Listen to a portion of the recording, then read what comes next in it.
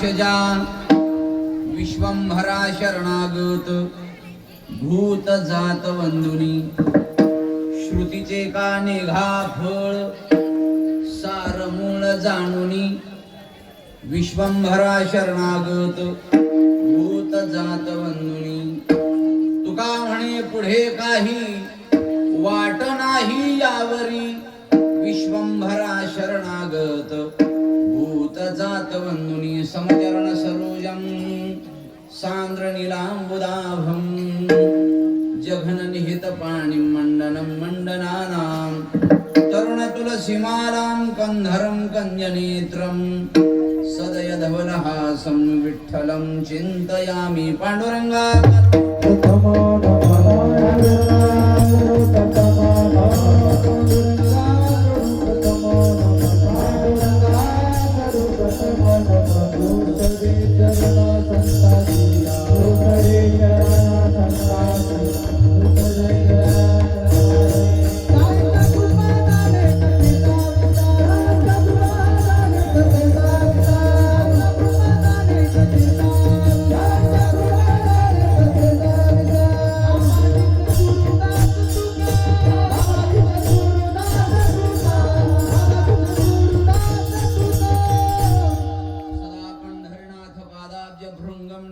ईश्वरानुग्रहात् प्राप्त तत्वं महेंद्रायणेति रघुमौ वसंतं समाधिस्थ मूर्तिं भजे ज्ञानदेवं जयांचे केलिया स्मरण होय सकळ विद्यांचे अधिकरण तेची वंदु श्री चरण श्री गुरूंची संपाद्य ज्ञानंच विधाय भक्तिं विलोकितो येन समाधि राजः वैराग्ययुक्तं सुविचारवन्तं नमामि जोगं शिरसा गुरुं तं सोनोपंत तथा कुनि जनतया मामाच बोलती नामे शंकर शंकरा समकरा निसंग जो संगती पुण्य श्लोकची पुणे नगरीचा मोती खरा शोभतो ऐशा संत वरा शुभ करा दांडे करा वंदितो मस्तक पाया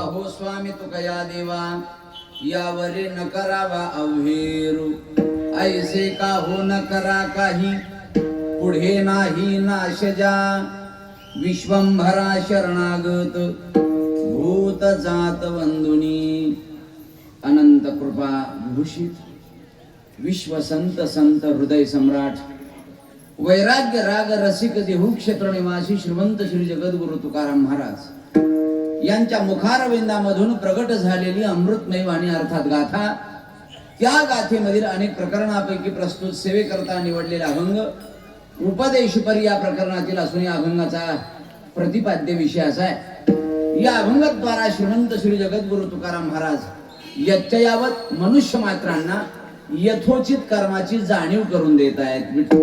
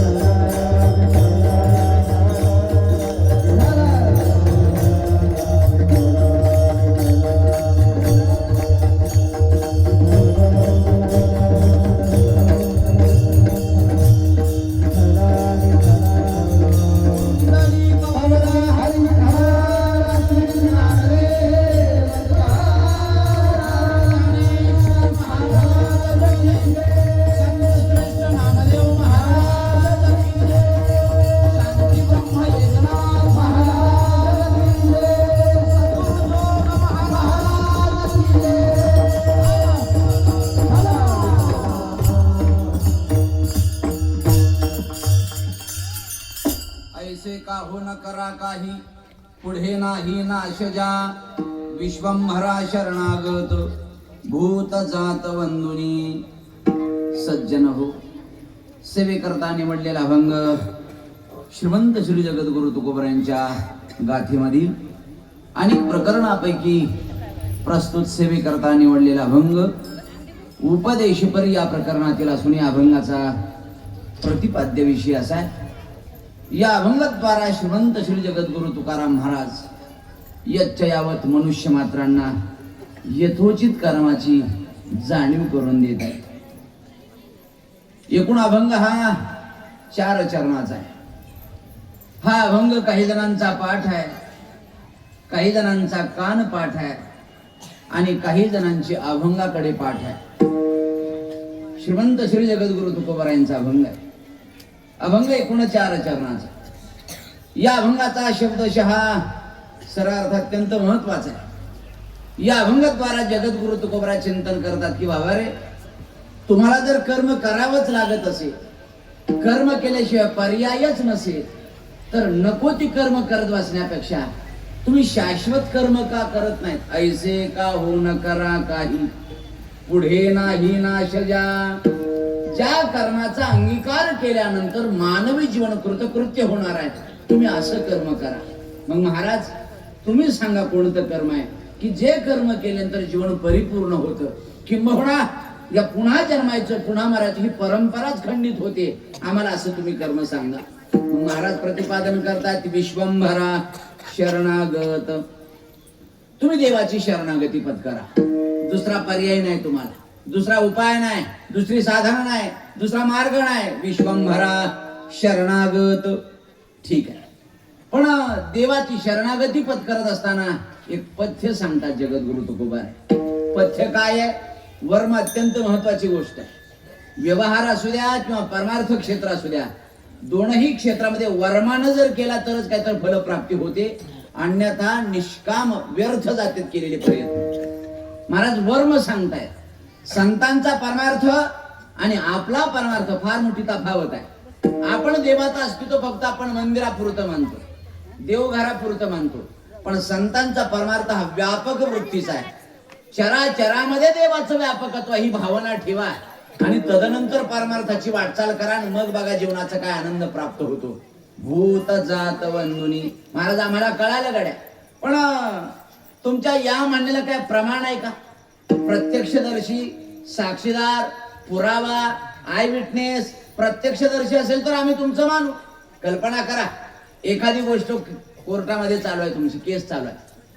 कोर्टामध्ये भावनेला किंमत दिली जाते का पुराव्याला किंमत दिली जाते? पुरावा म्हणजे तुम्हाला बहुतेक पुरावा कळत असावा. जर पुरावा जर कळत नसेल तर मग गळे इतका पुरावा, असा त्याचा सरळ अर्थ आहे.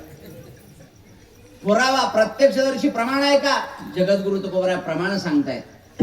श्रुतीचे काने घा फळ. अरे श्रुती माता सुद्धा, शास्त्र सुद्धा हे चिंतन करते. या प्रमाणाला प्रमाण म्हणून ऐका. चहुवेदी जाण साही शास्त्री कारण 18 पुराणे हरिसी गाती. किंवा वेदशास्त्र प्रमाण श्रुतीचे वचन एक नारायण सार जप. परमात्म्याला तुम्ही शरण जा, दुसरा पर्यायच नाही. मग तुकोबरांनाच आपण थोडस विचारू, महाराज तुमचा हा जो आग्रह आहे, तुम्ही देवाला शरण जा, देवाला शरण जा, हा जो आग्रह आहे, देवाला शरण न जाता जीवन परिपूर्ण होणार नाही का? जीवन कृतकृत्य होणार नाही का? तुकोबरा जरा ठणकावून सांगतायत. तुका म्हणे पुढे काही वाट नाही यावरी विश्वंभरा शरणागत भूत जात वंदुनी. हा अभंगाचा शब्दशः सरळ अर्थ आहे. विठ्ठल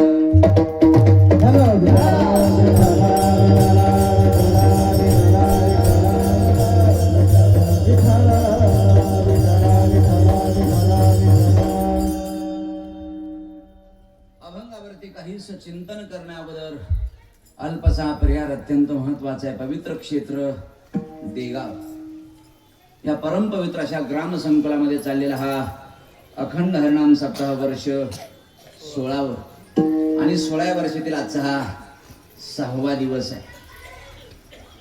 अभंगावरती विस्ताराने चिंतन ठेवण्या अगोदर सर्वांचं अंतःकरण जड आहे. आपल्या राज्याचे उपमुख्यमंत्री स्वर्गीय अजितदादा पवार यांना विमान अपघातामध्ये देवाज्ञा झाली. 1-2 मिनिटं आपण त्यांच्या जीवात्म्याला प्रथमतः श्रद्धांजली अर्पण करू आणि तदनंतर आपण अभंगाच्या चिंतनाकडे आपण घेऊन येऊ. सर्वांनी 2 मिनिटं देवाच्या चिंतनामध्ये थोडंसं उठून उभा राहा.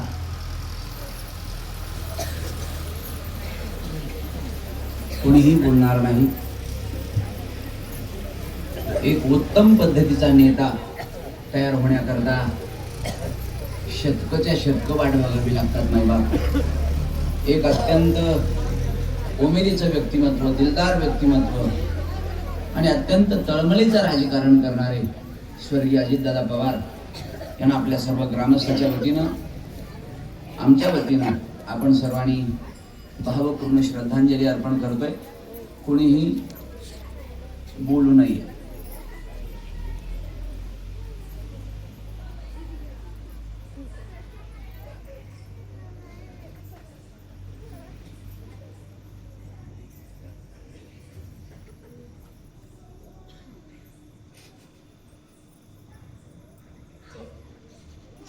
ओम शांती शांती शांती. बस.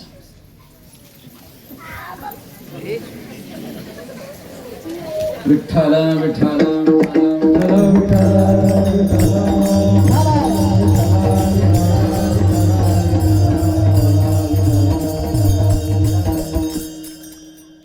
मी कुठल्या पक्षाचा वगैरे असं नाही, पण माणूस म्हणून एक उत्तम पद्धतीचं व्यक्तिमत्व गेलं म्हणून मी दुःख वाटा. कारण राज्य शासन जर 3 दिवस शोक मानत असेल तर आपण श्रद्धांजली अर्पण करणं हे आपलं परम कर्तव्य आहे. या नियमाला अनुसरून इकडे सर बाजूला बस. नाही त्याला तुमच्या जवळ घे. तू इकडे एक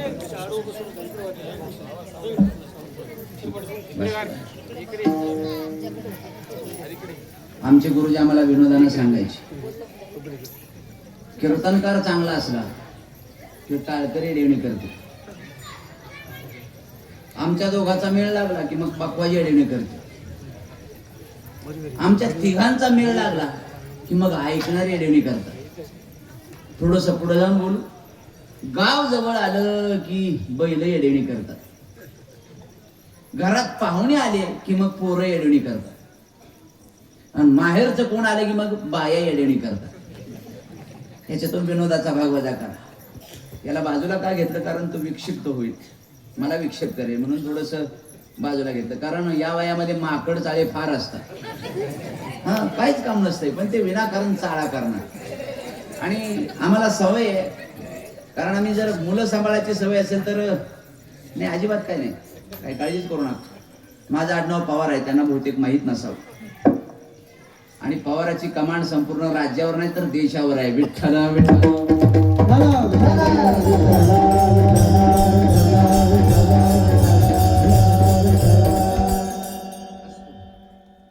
गेली 16 वर्ष झाली या ठिकाणी अखंड हरिनाम सप्ताह होतोय. पण या वर्षी थोडस एक आगळं वेगळं स्वरूप या सप्ताहाचं आहे. तुम्हा सर्वांच्या दर्शनाचा योग ज्यांच्या परमस्नेहाने प्राप्त होतोय, माझ्यावरती पितृतुल्य प्रेम करणारे या कार्यक्रमाचे मार्गदर्शक हरिभक्तीपारायण परमस्नेही एकनाथजी महाराज फरकंडेकर यांच्या माध्यमातून इथं येण्याचा योग आहे. खऱ्या अर्थाने मी नांदेडपर्यंत आलो, पण तिथून पुढे मी कधी येण्याचा योग आला नाही. पण गुरुजींच्या माध्यमातून श्री संत ज्ञानेश्वर महाराज वारकरी शिक्षण संस्था फरकंडा ही सगळी आमची जीवातली माणसं आहेत, सगळी प्रेमातली माणसं आहेत आमची. आता प्रत्यक्ष कीर्तनात रामच असेल तर मग अजून काय बोलायला पाहिजे सांग. सगळे अत्यंत गुणवान माणसं आहेत, गुणवान आहेत, अत्यंत सुंदर आहेत आणि सात्विक वृत्तीचे गुणवान आहेत. हे विशेष आहे. गुणवानाची वाण नाही असं नाही, पण त्या माणसाकडे गुणाची वाण असते. शब्दाकडे जरा बारकाईने लक्ष ठेवा. ही अत्यंत जीवाभावाची अत्यंत चांगली माणसं, त्यांच्या माध्यमातून इथे येण्याचा योग आहे. श्रीमद भागवत कथेचा आपण, महापुराणाचा आपण श्रवण करताय. परमश्री आमचे परममित्र कृष्णा महाराजांच्या मुखारविंदातून सुंदर अशी कथा चाललेली आहे। नामसप्ताहाचा आजचा हा 6वा दिवस आहे। इथं आल्यानंतर एक आनंद वाटला की 7 दिवस चूलबंद आमंत्रण आहे, संपूर्ण गावाला आमंत्रण आहे। 7ही दिवस चूलच पेटवायची नाही, चहाला सुद्धा पाहुणा जरी घरी आला तर त्याला मंदिराकडे घेऊन यायचं। खरंय का खोट आहे? खरंय। म्हणजे पाहुण्यांकरता सुद्धा हा पर्व काळच आहे। तुम्ही चुलबंद आमंत्रण केलेले आहे। असं म्हणतात की मराठवाड्यामध्ये 2 आमंत्रणाचे प्रकार आहेत, एक चुलबंद आणि दुसरा आहे ते मुंडासे बंद। बरोबर आहे का नाही? सासरवाडी इकडले असल्यामुळे मला माहिती आहे थोडं थोडं, कारण पाहुणे कधी कधी सांगतात आमच्याकडे चुलबंद आहे, मुंडासे बंद आहे। मुंडासे बंद म्हणजे फक्त पुरुष आणि चुलबंद म्हणजे आखर राशन कार्ड। हा, सर्वांनी इथे यायचं जेवायला। आनंद वाटला, कारण या युगामध्ये, या कलियुगामध्ये अन्नदानासारखं पवित्र असं दान नाही महाराज। हस्त पवित्रो यदि दान पुण्यम, पादो पवित्रो यदि तीर्थयात्रा, कंठ पवित्रो यदि नाम घोषो, हृदय पवित्रो यदि ब्रह्मनिष्ठाः, अन्नदानात परम नास्ति विद्यादानम ततोधिकम। या न्यायानं अन्नदान अत्यंत सर्वश्रेष्ठ दान आहे। संत तुकोबराय वर्णन करतायत, सर्वभूती द्यावे अन्न, द्रव्य पात्र विचारून, द्रव्य पात्र विचारून, द्रव्य पात्र विचारून, सर्वभूती द्यावे अन्न, द्रव्य पात्र विचारून, द्रव्य पात्र विचारून।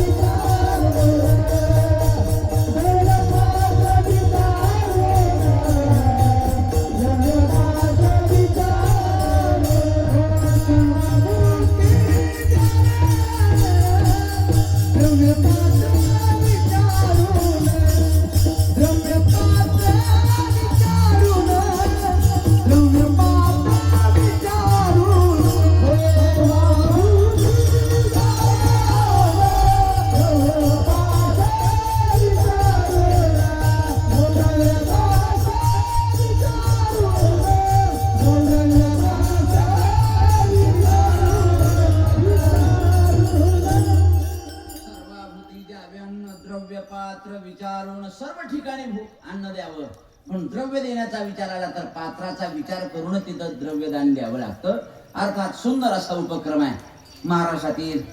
या माझ्या अगोदरचे कीर्तनकार, नंतरचे कीर्तनकार माझ्यापेक्षा अत्यंत अधिकारानं, ज्ञानानं सर्वश्रेष्ठ आहेत सगळे। मी मात्र सामान्य कोटीतला बघताय। मी काय फार मोठा प्रकांड विद्वान वगैरे असं अजिबात काही नाही। फक्त पंढरीनाथाच्या दयेनं जे काय ज्ञानरूपी जे काही कण आमच्याकडे साठवलेले आहेत, गुरुवर्याने जे दिलेले आहे तेच फक्त आपल्या समोर ठेवणार आहे। मी फक्त माध्यम आहे त्याच। खऱ्या अर्थानं मायबाप आपल्या गावाचं कौतुक याच्या करताय। इथं आल्यानंतर मंदिर अत्यंत आपण देखणी आणि मंदिराचं पावित्र्य आपण अत्यंत सुंदर पद्धतीने जपलेलं आहे। ही एक बाजू। आणि माझ्या या उजव्या हाताला आपल्याच गावातील एक गुणवान रत्न गुरुवारी आमच्या गुरुजींच्या तालमीमध्ये तयार होत आहे। ही आनंदाची गोष्ट आहे बुवा, कारण हे पाठीमागच्या पिढीमध्ये ज्ञानार्जन करावं लागतं, पण ते पुढच्या पिढीमध्ये देण्याची वृत्ती सुद्धा लागते गुरुजी। काही माणसं मरून गेली, पण आपल्याकडली विद्या अजिबात कोणाला दिली नाही, अजिबात दिली नाही। काही माणसांनी संकोचित वृत्तीनं परमार्थाची बाधा केली बुवा, कारण मी जर याला शिकवलं तर माझी मान खाली जाईल, माझा मान कमी होईल, मला समाजात मानणार नाहीत। कारण विद्यादान सर्वश्रेष्ठ दान आहे बुवा। मी सांगून गेलो, अन्नदानात परम नास्ति विद्यादानम ततोधिकम, अन्नेन क्षणिका तृप्ती यावत जीवंतु विद्यया। अन्न फक्त काही क्षणापुरती तृप्ती करतं, पण ज्ञान जर पुढच्या पिढीमध्ये जर हस्तांतरित झालं तर ते ज्ञान आम्हाला अमर करण्याचं सामर्थ्य आहे। आणि म्हणून गुरुजींच्या पठडीमध्ये ही संपूर्ण विद्यार्जन करत असताना आपल्या गावातील सुंदर असं एक तुझं नाव काय रे? ज्ञानेश्वर दादा, दोघ जण आहेत, तुकाराम आणि ज्ञानेश्वर। ठीक आहे, एक देहूकर एक आळंदीकर, चांगली गोष्ट आहे। वडिलांकरता एकदा टाळ्या वाजवा। आई बापाची सुद्धा खूस पवित्र लागते गुरुजी। चांगली मुलं पोटाला येण्याकरता सुद्धा काय लागते? आई वडिलाची पूस पवित्र लागते. मी बोलतोय असं नाही, याला आधार आहे का?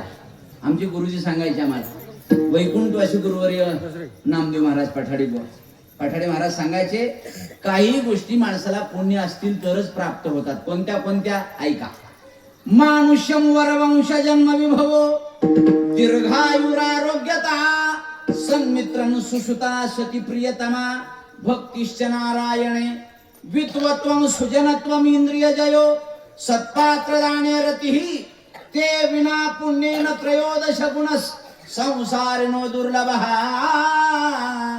शास्त्र वर्णन करते काय, मी 13 गोष्टी ठेवल्या आपल्या समोर, याच्यातील एकही गोष्ट पुण्याई असल्याशिवाय मिळूच शकत नाही. पहिली गोष्ट कोणती आहे? मानुष्यम, माणसाचा जन्म मिळण्याकरता पुण्याई लागते. उच्च कुळात जन्म मिळण्याकरता सुद्धा पुण्याई लागते. विभवो, वैभव संपन्नता प्राप्त होण्याकरता सुद्धा पुण्याई लागते. दीर्घायुष्य प्राप्त होण्याकरता पुण्याई लागते. आरोग्य संपन्न राहण्याकरता सुद्धा पुण्याई लागते. सन्मित्रम, चांगले मित्र मिळण्याकरता सुद्धा पुण्याई लागते. सन्मित्रम सुसुता, चांगली मुलं पोटाला येण्याकरता सुद्धा अनंत जन्माची पुण्याईच लागते. सुसुता सती प्रियतमा, चांगली बायको मिळण्याकरता सुद्धा पुण्याईच लागते. अनुकूल पत्नी मिळावी लागते, त्याच्याकरता काय लागतं बाबा? पुण्य लागतं. सती प्रियतमा भक्तिश्च नारायणे, देवाचं नाव मुखाला येण्याकरता सुद्धा पुण्याईच लागते. शांती ब्रह्म एकनाथ महाराज वर्णन करतायत. अनंत जन्माचे सुकृत पदारी, अनंत जन्माचे सुकृत पदारी, त्याचे मोठे हारी पैसाहून, त्याचे मोठे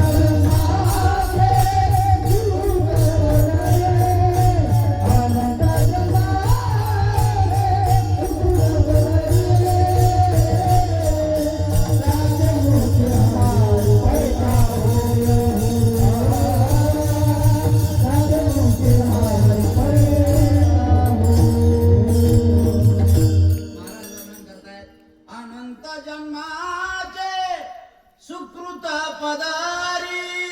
पैसाहून.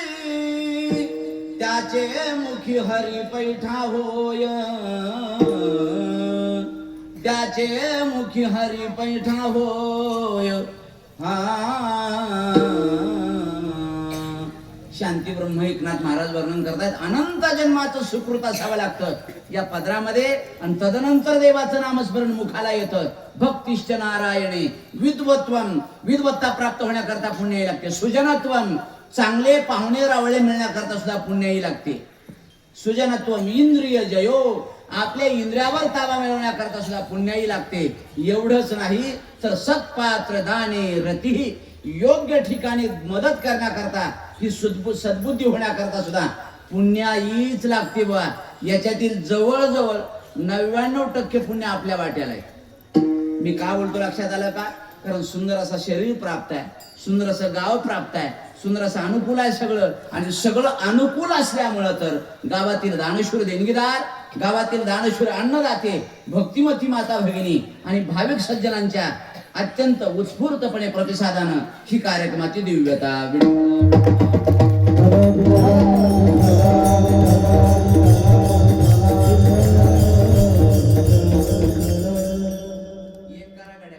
काय करा, माझी एक विनंती आहे. मी या परिसरात पहिल्यांदा चालू, त्याच्यामुळं काय तुम्हाला नेम सांगून जाणं गरजेचं असं वाटतं. पहिला नेम कीर्तनातला असा आहे, ज्या ज्यावेळेस विठ्ठल विठ्ठल भजन होईल त्या त्यावेळेस डोळे झाकून गप झोपा, असा आहे का त्याचा अर्थ? नाही. ज्या ज्यावेळेस विठ्ठल विठ्ठल भजन होईल त्या त्यावेळेस हाताने टाळी आणि मुखाने चिंतन करत चला, हा पहिला नियम. दुसरा नियम असा, प्रत्येक 5-10 मिनिटाला आपला शेजारी चेक करा, त्याला हळूच चिमटा घ्यायचा. का? जागा राहा म्हणून. कारण झोप हा संसर्गजन्य आजार आहे. शेजाऱ्याला आली तर आपल्याला सुद्धा येऊ शकते. गुरुजी, मी विनोद म्हणून सांगत नाही भाऊ. परवा चालू कीर्तनात भांडणं लागली दोघंच. म्हणलं हो दादा, कीर्तनात कुठं भांडतात का? किंबहुना गावात भांडणं होऊ नये म्हणून कीर्तन ऐकायचे असतात. आणि तुम्ही कीर्तनात भांडताय म्हणजे भांडण्याचं कारण तरी काय? म्हणजे महाराज हे गोरतय. म्हणलं गोरू दे, गोरलं तर भांडतोय कशासाठी? ते म्हणलं त्याच्या गोरण्यामुळे मला झोपी नाही. आता काही लोकांना जरा उशिरा बहुतेक कळतं काय कोणाच ठाऊक, बहुतेक रेंज कमी आहे, जरा थोडस जरा बारकाई नाही ऐकत. हा म्हणजे प्रत्येक 5-10 मिनिटाला शेजारी चेक करा. दुसरा नियम, पहिला नियम विठ्ठल विठ्ठल भजन करा आणि हाताने टाळी वाजवा. तिसरा नियम असा की कीर्तनातून मध्यंतरातून कोणी उठू नका. जर आता जर रंग भरलेल्या कीर्तनातून जर मनुष्य उठला गेला तर पुढच्या आयुष्यामध्ये त्या माणसाला ऐन तारुण्यामध्ये मरण येतं म्हणजे. त्याच्यामुळे चालू कीर्तनात कुणीही उठू नये. आणि चौथा आणि अत्यंत महत्वाचा, घरी जाताना आपापली चप्पल न्या. कारण आम्ही गुरुजी वाक्य सांगत असतो, जे चांगलं आहे तेवढं घेऊन जावा. महिन्यात 3रा जोड आहे माझा, म्हणून तर मी मंदिराकडे आणलाच नाही आता. विठ्ठला विठ्ठला.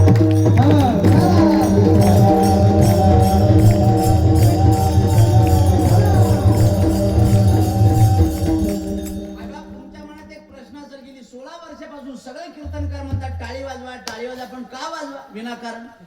तुम्ही आपलं तुमच्या अभंगावर बोलावं, आमच्या मुंबईला धक्का नको, आम्हाला त्रास अजिबात नका देऊ. तुम्ही काय बोलायचं तेवढं बोला, आम्ही श्रवण करतोय ना, ऐकतोय ना, मग टाळी वाजवा ना, असं करा तसं करा. पण का? अहो खऱ्या अर्थानं कीर्तनाची व्याख्याच आहे. खरं म्हणजे खरं कीर्तन सांगू का तुम्हाला? खरं कीर्तन कसं असतं? रामकृष्ण हरी जय जय रामकृष्ण.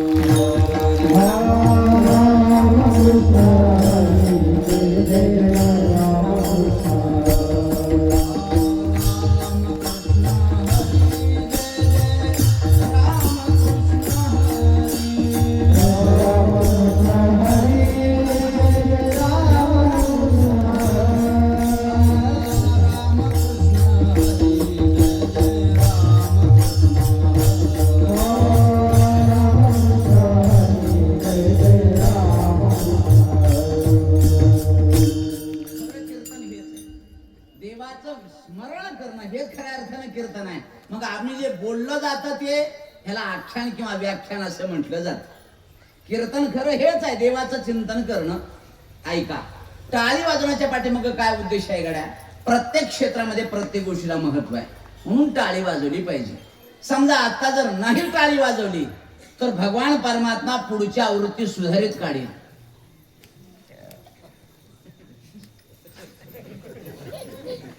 समजने वाले को इशारा काफी होता है.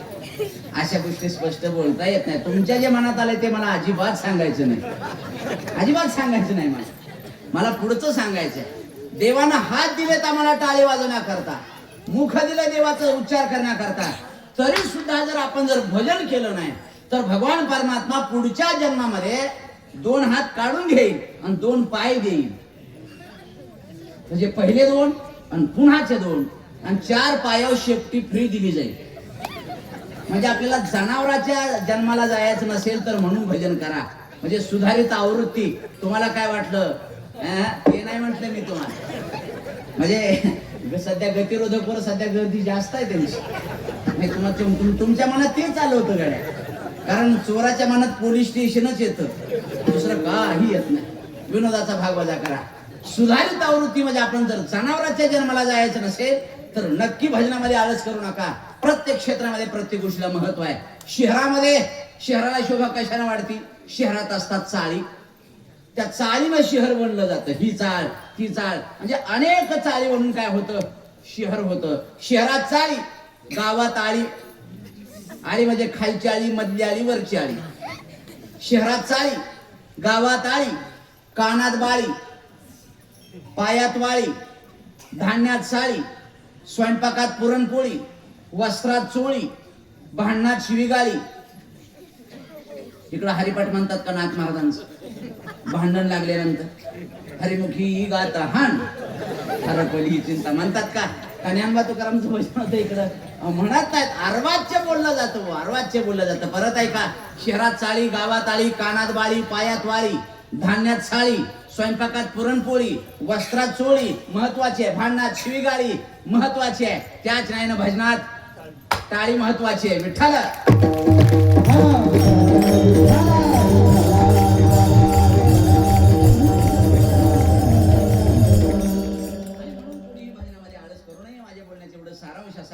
सेवेकरता निवडलेला अभंग श्रीमंत श्री जगद्गुरु तुकोबरायांचा अभंग आहे. अभंग एकूण 4 चरणाचा आहे. या अभंगाची प्रस्तावना अत्यंत सुंदर आहे.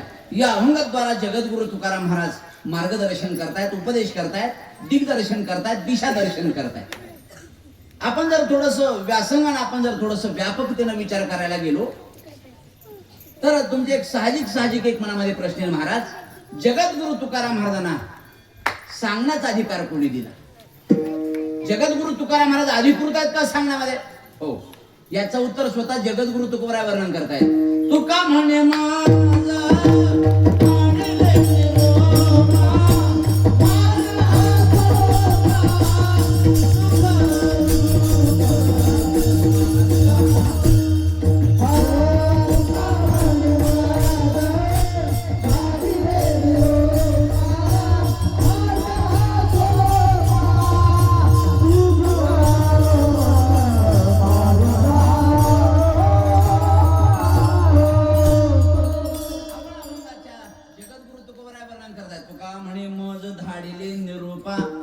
मार्ग हा सोपा सुखरूप. याचा अर्थ असा आहे अधिकृत जगद्गुरु तुकाराम महाराज म्हणजे अधिकार वाणीने सांगण्याची योग्यता आहे, पात्रता आहे, अधिकार आहे तुकोबरायांचा. प्रश्नाचं उत्तर आम्हाला कळालं म्हणजे अधिकृत सांगणारे. बर महाराज ठीक आहे. अजून थोडस व्यासंगाने चिंतन ठेवतो. जगाच्या पाठीवर एकूण 3 जण मार्गदर्शन करतात. एक पहिला वर्ग आहे वेदाचा, वेदही सांगतो. दुसरा वर्ग आहे तो देवाचा, देवही सांगतो. आणि तिसरा वर्ग आहे संतांचा. वेदही सांगतो, कळायला आम्हाला, देवही सांगतो, मान्य आहे आम्हाला, संतही सांगतात. समाज एकूण 4 वर्गामध्ये वाटला गेलेला आहे. समाजामध्ये वर्ण किती आहेत? बोला, कोणते कोणते?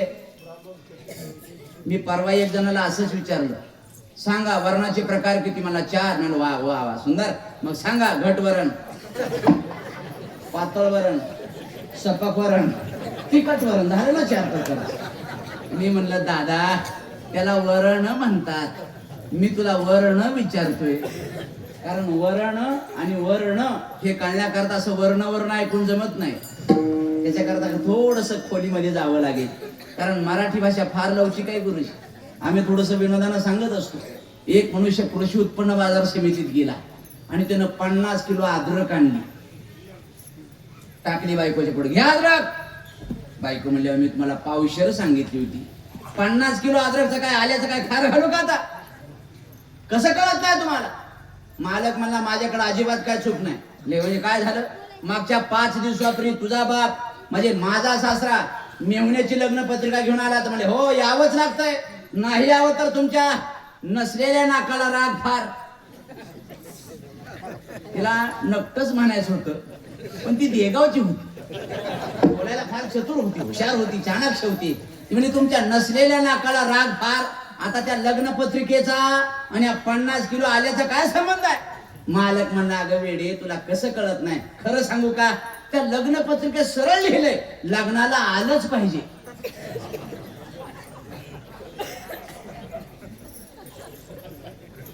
तुमच्या काय दिवस उगवले ध्यानात येईल का? अहो हे सुद्धा तुमच्या लक्षात आलंच पाहिजे. विठ्ठल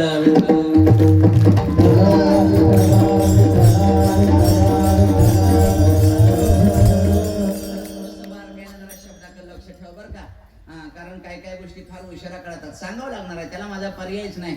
कारण जर शास्त्र चिंतन खरंय माहिती आहे सांगू का, काजू बदाम पचवायला ताकद लागते, भेळ पचवायला अजिबात ताकद लागत नाही, ताकद लागत. काजू बदाम पचवायचे असेल तर तुम्हाला डायरेक्ट न देता थोडस भिजवून द्यायचं दिलं तरच ते तुमच्या अंगी लागतं, नाहीतर ते सुद्धा रिॲक्शन येण्याची शक्यता असते.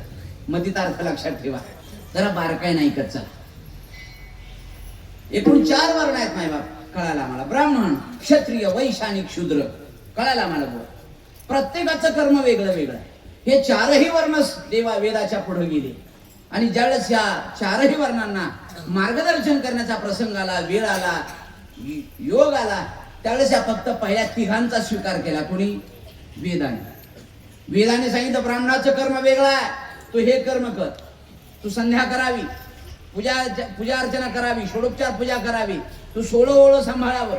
क्षत्रियाने काय करावं? चांगला मनुष्य दिसला की असं पाया पडावं. ब्राह्मणाला सांगितलं असं पाया पडत जावं, चांगलं असतं. सत्कार मान पूजार्थम तपोदंभेन चैवयत, या न्यायानं सत्कार करावा, मान सन्मान सगळं देवाचं ठेवावं. ब्राह्मणाचं कर्म कळालं महाराज. क्षत्रियाचं काय कर्म आहे? क्षत्रियाचं एक कर्म आहे, आपल्या धर्माचं रक्षण करण्याकरता जीवाचं बलिदान द्यावं, हे क्षत्रियाचं कर्म आहे. कळालं महाराज. वैश्याचं काय कर्म आहे? वैश्यानं स्वस्त वस्तू आणायच्या आणि महाग विकायच्या, म्हणजे व्यापार करावा वैश्यानं. पण क्षुद्र ज्यावेळेस वेदाच्या पुढे गेला त्यावेळेस वेदानं सांगितलं तू जरा लांब हो.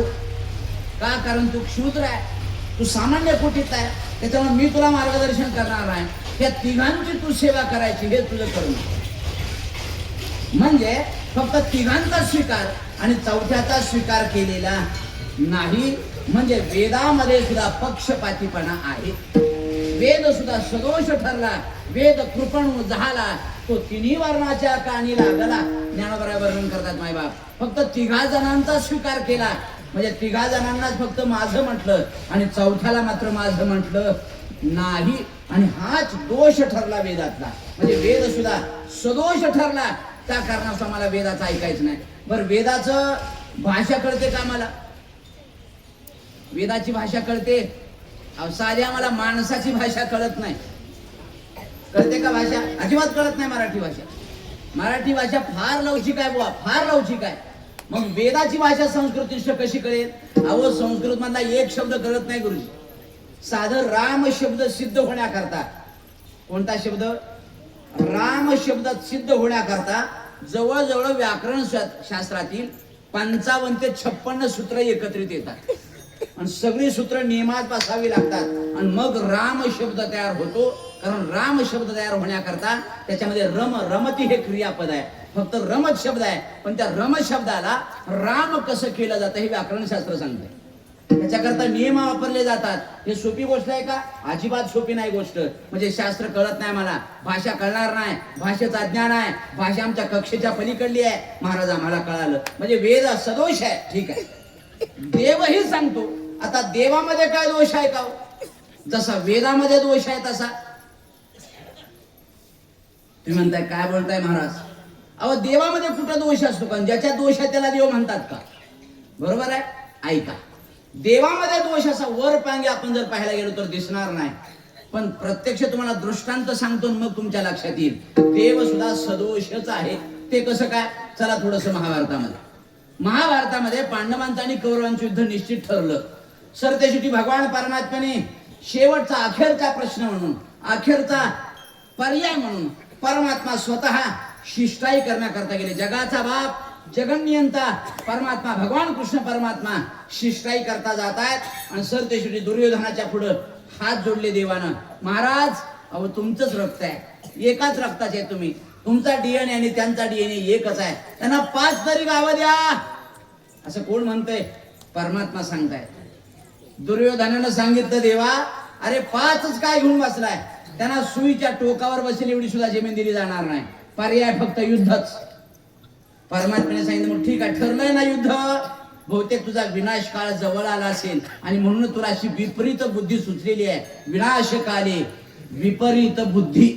ऐका मायबाप, आश्चर्य वाटेल तुम्हाला. परमात्मा निघाले, दुर्योधनानं असा हात लावला आडवा. कृष्णा, नारायणा, माध्यान्ह काळ आहे, थोडासा प्रसाद घेऊन जावं, माध्यान्ह काळात थोडस जेवण करावं, भोजन करावं. परमात्म्याने सांगितलं जेवायला काय अडचण नाही, पण तशी अडचण आहे. दुर्योधनानं सांगितलं परमात्मा नारायण, अरे तुझं नाव घेतलं तर अडचण राहत नाही, तुला कशाची अडचण आहे सांगा. देवानं सांगितलं, खरं सांगू का महाराज, मी संतांच्या वचनामध्ये बांधलो गेलेलो. मला संतांनी जसं सांगितलं तसं वागावं लागतंय. अहो, माझं जे देवपण आहे त्यांच्यामुळे बुवा, आणि म्हणून मला त्यांचं ऐकावं लागतं, मला त्यांच्या आज्ञेत राहावं लागतं. बरं, काय आज्ञा म्हणजे काय? संत सांगतात.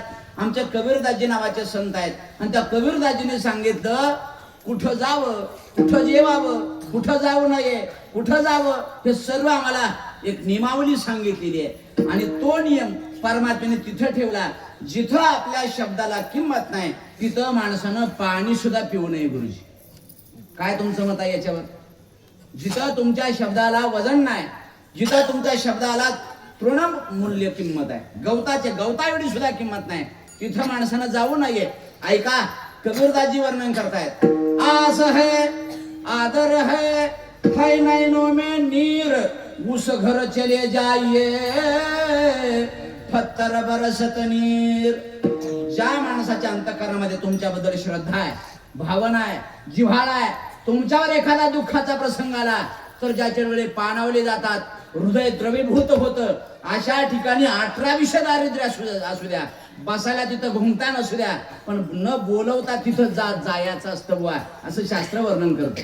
मग कुठं जाऊ नये, कुठं आस नाही आदर नाही, नहीं नैनो में नीर, उस घर मत जाइए कांचन बरसत नीर. कबीरदाजी वर्णन करतायत, जिथं भावना नाही, श्रद्धा नाही, जिथं जिव्हाळा नाही, जिथं तुमच्याबद्दल अंतःकरण द्रवीभूत होत नाही, जिथं तुमच्या शब्दाला किंमत नाही, तिथं सुवर्ण मोहराचा पाऊस पडत असू द्या, बोलवलं तरी तिथं जायचं नाही. विठ्ठल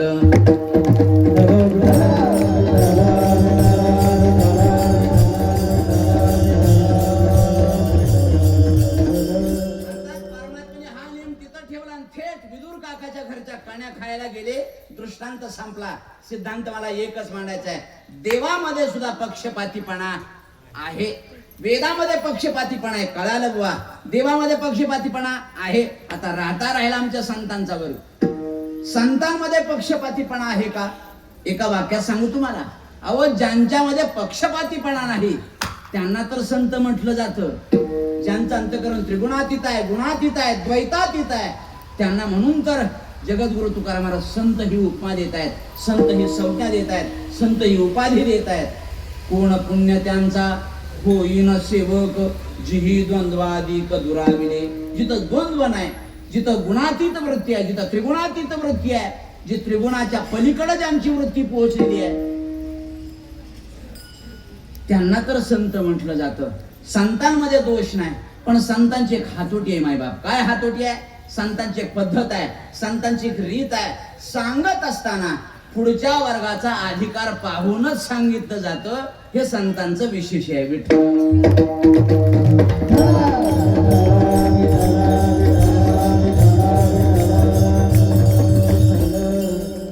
महाराज जड चाललंय, जरा थोडं सोपं सांगा. सोपं सांगण्याचा प्रयत्न करतो, ऐका. तुमच्या मनात एक प्रश्न असेल, महाराज सांगतायत, मान्य आहे मला. बरं, एक शेवटचा आणि अखेरचा प्रश्न असा आहे की संत महात्म्यांनी माणसांनाच का सांगितलं, जनावरांना का नाही सांगितलं? काय मत आहे तुमचं? बरोबर आहे का? हो दादा, बरोबर आहे का मी काय बोलतोय ते? जनावरांना का नाही सांगितलं, माणसांनाच का सांगितलं? माझं बोलणं कळतंय तुम्हाला? लक्षात येतंय? पुरुष मंडळी पाठीमागची, बरोबर आहे ना? माणसांनाच का केला जातो उपदेश, जनावरांना का केला जात नाही? थोडस सोपं सांगतो मी, तुम्हाला कळेल.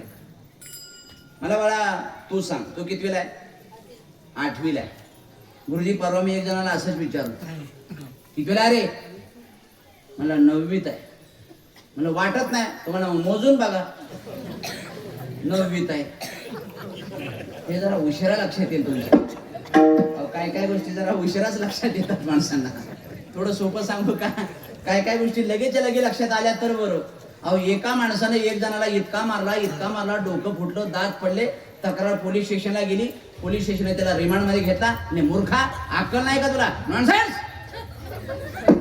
इतकं मारतात का? हा मारला त्याला. ज्याने मारलं त्यानं सांगितलं मला डुक्कर म्हणला होता म्हणले. अरे मग इतकं मारतात का? कधी म्हणला होता? मागच्या महिन्यात म्हणला होता म्हणला. आज का मारलं? मी आज डुक्कर बघितलंय म्हणलं. असं महिन्यानं करून काय फायदा आहे का सांगावं? तसं आज कीर्तन व्हायचं, मग काल्याचा प्रसाद खाताना लक्षात यायचा, हा हा हा हा महाराज तसे म्हणले ते काय कोणाचं? हे काय कामाचं आहे का? बटन दाबली की लाईट तेव्हा प्रकाश तेव्हाच पडला पाहिजे, नाहीतर काय अर्थ आहे का? गाडी निघून जायची आणि मग हात करण्यात काय अर्थ आहे का? कारण जेव्हाच्या तेव्हा जर श्रवण केलं, अहो सर्वांगाचं कान करून ऐकावं लागतंय, मग कीर्तन कळतंय. मग तिथं अर्थ लक्षात ठेवा. आता हे काय आहे, आपल्याला काय कळत नाही एवढं तर कळलं पाहिजे. आपल्याला काय, अहो गुरुजी खरं सांगू का, काय काय मानसिक कीर्तनात अशी रट्टाळ असते, ती रट्टाळ मुरदाड असते, मुरदाड. अहो ती येडीला माहेर पण सारखं, सासर पण सारखं, ती नवऱ्यालाच मामा म्हणते. हा, काय काय माणसांना अजिबात कळत नाही. उगा शेजारचा हसला म्हणून हे हसणार, पण का हसला त्याला अजिबात कळत नाही. थोडं जरा कीर्तन जरा बारकाईने ऐकायची लक्ष सवय ठेवा. कारण सध्या संप्रदायामध्ये तत्वानं कीर्तन करणारी माणसं, चिंतनानं चिंतन करणारी माणसं फार क्वचित आहेत बुवा. आम्हाला सवय लागली या भेळ खायची. मग काजू बदाम पचवाय जरा कसरतच लागते, निरसदूत पचवाय जरा कसरत लागते, बुद्धीची लागते. हे तत्वज्ञान, हे चिंतन पचायला सुद्धा अनंत जन्माची पुण्याही लागते बुवा, नाहीतर अजिबात कळत नाही. माझ्या बोलण्याचा मुख्य मुद्दा असा आहे, जनावरांना उपदेश न करता माणसांनाच का उपदेश करता तुकाराम महाराज, याचं सरळ उत्तर आपल्या समोर ठेवतो. मला तू कितवीला आहे? 8वीत आहे. काय नाव आहे तुझं? हा, समर्थ. वा वा वा. अहो, प्रश्न विचारताना सुद्धा समर्थालाच विचारावा. असमर्थाला विचारण्यात काय मजा आहे का सांगा? समर्था, तुझ्या गळ्यात माळ आहे का बाळा? नाही. ठीक आहे, मला तुला एक प्रश्न विचारायचा. तू कधी वाघ बघितलाय? नाही बघितला. तुम्ही बघितलाय? नाही बघितला. बघितला नाही? काय कमाल आहे. चित्राव बघितले, बरोबर आहे. अहो, एका माणसाचं आडनाव गुरुजी होतो वाघ. मी म्हणलं दादा तुमचं आडनावच वाघ आहे. म्हणजे महाराज मी तसा बाहेर वाघच, पण घरात गेल्या दुर्गा बसती म्हणतो. करणारा करता सांगितलं कारण माझ्या दुर्गा आवड होते म्हणते. हे चालणारा करता सांगितलं. मला बाळा तुला समर्थाला विचारायचं आहे, वाघ बघितलाय? नाही बघितला. बरं इमानदारीनं सांगा, वाघाचं आपल्याला बाकीचं सगळं माहित आहे, बरोबर आहे. वाघ तुम्ही बघितला नाही का? बघितलाय? अजिबात बघितला नाही. मला तुम्ही सांगा दादा, वाघ किती दिवस उपवासी ठेवल्यानंतर गवत खाईल? बोला. वाघ गवत खाणार नाही, कारण तो वाघ आहे, बरोबर आहे. त्याचा शुद्ध मांसाहारी आहे तो वाघ आहे. वाघ कसा आहे? मांसाहारी आहे, आणि म्हणून मरून जाईल पण गवत खाणार नाही. आता पुढचा प्रश्न आहे का? हत्ती पाहिलाय आपण? हत्ती पाहिलाय. हत्ती किती दिवस उपवासी ठेवल्यानंतर मांसाहार करेल? करणार नाही. पोरग बोलकी बरं का तुमच्या गावची, मला वाटतं मोठी आहेत काय कुणाच ठेवतो. पोरांना बोला येते चांगलं बाबा, चांगली बोलायला लागली पोरं. हा, फक्त जरा मर्यादेत बोलायचं, कारण माझं आडनाव पवार आहे बरं का. कारण आम्ही टप्प्यात आणून कार्यक्रम करत असतो. आम्ही अजिबात वाटत जात नाही, अजिबात. पण वाटायला गेला की त्याची वाट लावल्याशिवाय आमच्या वाटेवर आम्ही येत नाही. आमचा स्वभाव असा. मला बाळांना 2 प्रश्न विचारलेत. वाघ मरून जाईल पण गवत खाणार नाही. हत्ती मरून जाईल पण मांसाहार करणार नाही. जनावरांनी त्यांचा धर्म सांभाळलाय. काय मत आहे तुमचं याच्यावर? जनावरांनी त्यांचा धर्म सांभाळलाय, वाघानं त्याचा धर्म सांभाळलाय, हत्तीनं त्याचा धर्म सांभाळलाय. माकडाला शुगर झाली का कधी? अजिबात शुगर नाही. चिमणीला अटॅक? हा, अजिबात नाही. का? कारण चिमणीनं तिचा धर्म सांभाळलाय गुरुजी. फक्त आपल्या एका चुकीच्या पद्धतीमुळे गुरुजी, मी थोडंसं आयुर्वेदाचं चिंतन करतोय, त्या पद्धतीनं वागण्याचा विचार करतोय. आयुर्वेदानं सांगितलं फक्त एका चुकीच्या पाणी पिण्याच्या पद्धतीमुळं माणसाला 750 प्रकारचे रोग होतात. फक्त एका चुकीच्या पद्धतीमुळे, पाणी पिण्याच्या एका चुकीच्या पद्धतीमुळे पित्तापासून ते कॅन्सर पर्यंतचा प्रवास अत्यंत सुखकारक होतो, फक्त चुकीच्या पाणी पिण्यामुळे. चिमणी आजपर्यंत आपण कधी पाहिलंय का सारखं पाणी पिते? पण पाणी जरी पित असेल पण घोट घोट पिते. पहिल्यांदा एक थेंब घेते, तोंडात थोडं बोलते, मग आत पिते. म्हणून चिमणी जेव्हापासून बघतोय तशी तेवढीच आहे. चिमणीची जाडी वाढली नाही, लांबी वाढली नाही, रुंदी वाढली नाही, रंग बदलला नाही, जशी आहे तशीच. म्हणजे जनावरांनी आणि पशुपक्ष्यांनी त्यांचा धर्म यथोचित सांभाळलाय, आणि म्हणूनच त्यांना उपदेशाची गरज नाही. बोलणं कळालं? कळालं. अजून थोडस सोपं सांगतो, म्हणजे तुमच्या बुद्धीवर आरोढ होईल. गुरुजी, झालं असं एकदा वाघाचं आणि गाढवाचं भांडण झालं. वाघाचं आणि गाढवाचं भांडण. भांडणाचा विषय काय तसा फार मोठा नव्हता, पण गाढव कशानं पण भांडतात.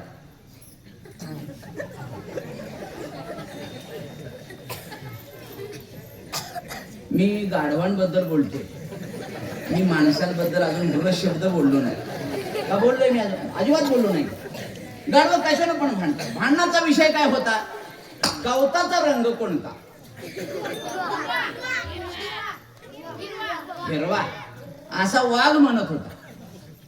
पण गाढव म्हणायचं, हे बघ वाघ दादा, उग गाढवपणा करू नको. गवत मी खातो का तू खातो? नाही तुम्ही खाता, पण गवताचा रंग हिरवा आहे दादा. गाढव म्हणायचं गवत पिवळ्या रंगाचं. आणि पाहता पाहता भांडण विकोपाला गेलं. पाहता पाहता सुप्रीम कोर्टात केस गेली आणि सुप्रीम कोर्टानं फास्ट ट्रॅकवर केस घेऊन एका दिवसात निकालात केस काढली. आणि बरोबर आहे, गाढव म्हणतं तेच खरं आहे. आणि कोर्टानं सुद्धा गाढवासारखा निकाल दिला. गाढवाने मिरवणूक काढली. हे डीजे सिस्टीम, हे गुलाल, हे आटोमाम, हे तोफा, आणि सगळी वरातीत गाढवच नाचायला लागली. वरातीत सगळी कोण? मी तेच म्हणतोय ना, गाढव नाचायला भरपूर गर्दी झाली. पण वाघाला असं वाटलं सत्य पण आपलं शहाणपण चालत नाही, म्हणून प्रत्यक्षात एकदा कोर्टाची भेट घेऊन यावी. म्हणून प्रत्यक्षात केबिन मध्ये वाघ गेला जजेंच्या. आता वाघ पुढे बघितल्यावर काय झालं असेल? मांड्या सुद्धा विठ्ठल विठ्ठल म्हणायला लागल्या. लट लट लट लट कोर्ट उभा हालायला लागला असं. आमचे गुरुजी विनोदाना सांगायचे, शेर सुनने में मजा आता है, शेर सुनने में मजा आता है, शेर सुनाने में मजा आता है, लेकिन जब असली शेर आगे आ जाता है तब आगे से गीला और पीछे से पीला हो जाता है. सोपी गोष्ट आहे का? देहधर्म झाला, देहधर्म. आणि वाघानं विचारलं कोर्टाला, साहेब ओ साहेब, गवत कोणत्या रंगाचा आहे? एका वाक्यात निकाल दिला कोर्टानं, गवत हिरव्याच रंगाचा आहे. म्हणजे का? काही वेळापूर्वी निकाल दिला तो खरा का हा खरा? काही वेळापूर्वी तुम्ही गाढवासारखा निकाल दिलाय, गाढवाच्या बाजूनं. आणि आता मरण पुढे दिल्यानंतर म्हणताय का हिरव्या रंगाचं? पण कोर्ट आहे बुवा, ते सुप्रीम कोर्ट आहे. सुप्रीम कोर्टानं उत्तर सांगितलं, भल्या माणसा, अरे वाघ आहे तू, वाघ, आणि गाढवाच्या नादी लागलाय. असे बरेचसे आपल्या त्या समाजात ते वाघ आहेत, पण गाढवाच्या नादी लागून आयुष्याची माती करून घेतली दादा. विठ्ठल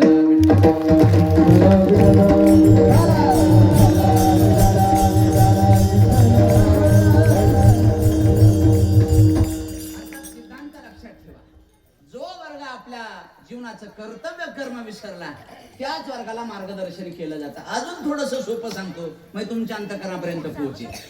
मानवी जीवनामध्ये दोन प्रयोजनाचे शास्त्रकार वर्णन करतात. एक अवांतर प्रयोजन आणि दुसरं आहे ते परम प्रयोजन. हे गुरुवार मुखातलं चिंतन आहे बरं का. आमचे गुरुजी आम्हाला सांगायचे, प्रयोजनाचे किती प्रकार? दोन. एक अवांतर आणि एक परम. दोन्हीला पण प्रयोजनच म्हटलं जातं, पण एकाला म्हटलं जातं परम आणि दुसऱ्याला म्हटलं जातं अवांतर. आम्हाला असं वाटतं, माझ्या प्रश्नाचं उत्तर तुम्ही देऊ शकता पाटील. पाटलांना मला विचारायचं, लग्नामध्ये मंडप असावाच लागतो असा काही नियम आहे का? म्हणजे मंडप असला तरी चालतो भाऊ, नसला तरी चालतो, बरोबर आहे ना? लग्नामध्ये पंगत असली तरी चालते, पाहिजेच. म्हणजे पंगत असली तरच लग्न होतं असं काही नियम आहे का? कोर्ट मॅरेज मध्ये कुठं पंगत असते सांगा? मिया बीबी राजी तो क्या करेगा काजी असं म्हटलं जातं का नाही? ऐका, माझं बोलणं लक्षात येत आहे. म्हणजे मंडप असला तरी चालतो, नसला तरी चालतो. पंगत असली तरी चालते, नसली तरी चालते. वऱ्हाड असलं तरी चालतं, नसलं तरी चालतं. मामा असला तरी चालतो, नसला तरी चालतो. गांजो पार्टी असली तरी चालते, नसली तरी चालते. लग्नात नवरदेव असला तरी चालतो.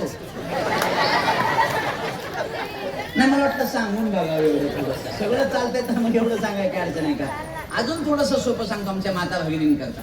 आई साहेब, मला तुम्ही सांगा, भाजीमध्ये कढीपत्ता असावाच लागतो असा काही नियम आहे का? तसा काही नियम नाही. म्हणजे कढीपत्ता असला तरी चालतो, नसला तरी चालतो. मग उगाचे काय त्याची अबदा करता तुम्ही? तडाक्याला, पहिल्या तडाक्याला कोण असतंय? कढीपत्ताच असतोय. राजकारणात सुद्धा पहिल्या तडाक्याला कार्यकर्ते सांगतात पहिल्यांदा. एक कढीपत्ता म्हणजे अत्यंत अत्यंत इमानदारीचा कार्यकर्ता, बरोबर आहे का? आणि काम कसं असतं, बरोबर असं काम झालं की उचलून टाकला जातो. लक्षात येत आहे का? हे जरा इमानदारीनं जरा ऐकलं तरच कळतं ह्या गोष्टी. ऐका बुवा, मी काय सांगतोय, कढीपत्ता असला तरी चालतो, नसला तरी चालतो. मोहरी असली तरी चालते, नसली तरी चालते. जिरे आणणाराची सगळी, त्याचं नावच आहे जिरे बरं का रामबुवा. हा तुमची अजून नाही जिरली मला. जिरल जिरल. हा सोनं घेतानाच भेस होती गोळा. अवघड असते सगळ्यांनी, आहे की नाही? खरं सांगा, प्रपंचामध्ये गणित अवघड आहेत, सगळी सुटत नाहीत गणित. मोहरी असली तरी चालते, नसली तरी चालते. जिरे असली तरी चालतात, नसली तरी चालतात. कढीपत्ता चालतो, नसला तरी चालतो. ऐका, काळ तिखट नसलं तरी भाजी होते, तेल नसलं तरी सुद्धा भाजी होते, पण एक वस्तू असावीच लागते. बोला की मीठ. अव त्याच्याशिवाय नीटच लागत नाही ती. म्हणजे बाकीच्या सगळ्या वस्तू शोभेच्या आहेत, बरोबर आहे? बाकीच्या सगळ्या वस्तू शोभेच्या आहेत, मीठ गरज आहे. नवरदेव ही गरज आहे, तरच लग्न आहे. अजून थोडस सोपं सांगू, मनापर्यंत पोहोचतो तुमच्या. आपल्या गावासारखं सुंदर असं गाव आहे, कारण एका सिद्धांत करता 2-3 दृष्टांत द्यावेच लागतात, तरच यांना कळतं ना, नाहीतर अजिबात काय कळत नाही. सुंदर असं गाव आहे, श्रीमंत सधन मनुष्य आहे. त्याच्याकडे गडी कामाला आहे, श्याम नावाचा. श्याम नावानं सांगितलं, मालक एकुलते एका मुलाचं लग्न आहे, जरा लग्न होईपर्यंत दागिने उसने द्याल का? मालकानं टाळी वाजवली. अरे कोण आहे तिकडं? नोकर पळत आले. काय म्हणताय? म्हणजे जरा श्यामला जरा दागिने द्या, 3 नंबरचं कपाट उघडून. चावी घेतली, कपाट उघडलं, 10 तोळ्याचे दागिने दिले, लग्न होईपर्यंत वापरायला. विश्वासू गडी होता. आमचे गुरुजी आम्हाला सांगायचे, जिथं आपली मुलगी द्यायची आहे तिथं त्या घरात 3 गोष्टी आहेत का बघत चला. ज्यांच्या मुलीचे अजून लग्न व्हायचे त्या बापांना जरा कान उघडे ठेवून ऐका. जिथं आपली मुलगी द्यायची आहे ना, त्या घरात 3 गोष्टी आहेत का बघत चला. पहिली गोष्ट, त्या घरात कुत्रा आहे का बघा, त्या घरात मांजर आहे का बघा, आणि त्या घरात उंदरा आहेत का बघा. ती म्हणताल पोरगी पोराला द्यायची, कुत्र्याचा मांजराचा उंदराचा काय संबंध आहे? हो, याला फार मोठा संबंध आहे, याला मानसशास्त्राचा संबंध आहे. काय बुवा, कुत्र कुणाच्या घरी असतं? ज्याच्या घरी सोनं नाणं जरा बऱ्यापैकी असतं शिल्लक, तिथंच कुत्र असतं. मांजर कुठं असतं? जिथं ज्या घरात त्या प्रत्येक भांड्याला दुधाचा वास आहे तिथंच मांजर असतं. आणि उंदर कोणाच्या घरात असतात? जिथं टणानं धान्य शिल्लक आहे तिथंच उंदीर होण्याची शक्यता आहे. म्हणजे काही जरी झालं तर मुलीला खाण्यापिण्याची अडचण येऊ नये याच्याकरता 3 गोष्टी असणं ही गरज आहे. कळतंय ना माझं बोलणं तुम्हाला? ऐका, लग्न वगैरे पार पडलं, मालकाच्या लक्षात आलं शामराव नेलेले दागिने अजून बहुतेक आले नाहीत. कोण आहे तिकडं? गडी पळत आले. काय म्हणा? काय नाही, ते शामराव नेले दागिने जरा बघा, चौकशी करायलेत का? नोंद व्हायला पाहिजे तर अजून काय नोंद आलेली नव्हती. गडी पळत गेला, ओ शामराव, ओ शामराव, ओ शामराव. म्हणजे काय झालं ओरडायला? म्हणजे मालकानं दागिने सांगितले. लक्षात आलं त्याच्या. 15 दिवसाचा वायदा होता, 1.25 महिने होत आले, अजून दागिने परत पोहोचले नाहीत. आणि मग नवीन सुनबाईला हाक मारली, मयुरी, ए मयुरी. नवीन सुनबाई, 1.5-1.25 महिने लग्न झालेलं, पदर घेतलेला, पायाचा नख दिसत नव्हता. जी मामाजी, काय म्हणताय? काय नाही बाळा, आल्यापासून तू तर पाहतीये आपल्या घरची परिस्थिती काय आहे. मला तुझ्या अंगावरचे जे दागिने आहेत ना, हे दागिने घालण्याची आपली लायकी नाही. मी ज्यांच्यात कामाला आहे त्या मालकाचे दागिने आहेत, आणि ते दागिने परत द्यावे लागतील बाळा तुला. सासऱ्याची आज्ञा शिरसावंतने मान्य केली. काय दागिने केसात आहेत, काय दागिने कानात आहेत, काय दागिने गळ्यात आहेत, काय दागिने बाजूबंदात आहेत, काय दागिने हातात आहेत, काय दागिने पायात आहेत. सर्व दागिने काढले, पण एक दागिना तसाच ठेवला. बोला, कोणता दागिना ठेवला असेल? मणी मंगळसूत्र ठेवलं असेल. बाकीचे दागिने शोभेची वस्तू आहेत, पण मणी मंगळसूत्र ही गरज आहे बुवा. मानवी जीवनामध्ये काही गोष्टीची गरज आहे आणि काही गोष्टीची शोभा आहे. गाडी शोभा आहे, बंगला शोभा आहे, 7-12 शोभा आहे, बँक बॅलन्स शोभा आहे, पद शोभा आहे, प्रतिष्ठा शोभा आहे, पण परमार्थाचं ज्ञान असणं ही गरज आहे. विठ्ठल